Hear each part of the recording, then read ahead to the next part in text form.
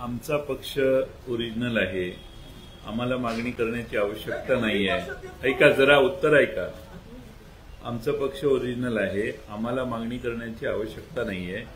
आमच्यातून जर कोणी बाहेर गेलं आणि त्यांचं ऍप्लिकेशन जर विधानसभेच्या अध्यक्षांनी एंटरटेन केलं असेल तर विधानसभेचे अध्यक्ष जे डिस्क्वालिफिकेशनवर निर्णय घेत आहेत त्याच्या आधी त्यांनी केलेली ही प्रिज्युडाइज ऍक्शन आहे असं माझं मत आहे. 2 मिनिटं ऐका पूर्ण. आणि त्यामुळं आम्ही कुठलीही मागणी केलेली नाही. आम्ही मागणी न करण्याचं कारण आमचाच पक्ष आमचंच कार्यालय ते आहे आणि त्यामुळं आम्ही मागणी करण्याचा प्रश्न नाही. ज्यांनी अर्ज केलाय मला माहित नाही कोणी अर्ज केलाय का.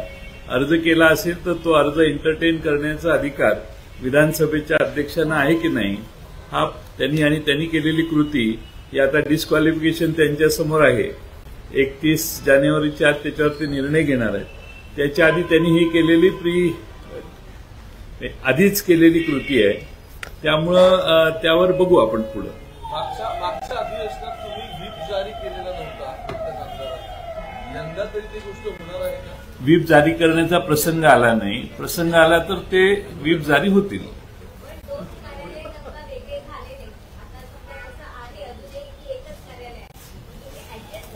इलेक्शन कमिशन ऑफ इंडियाच्या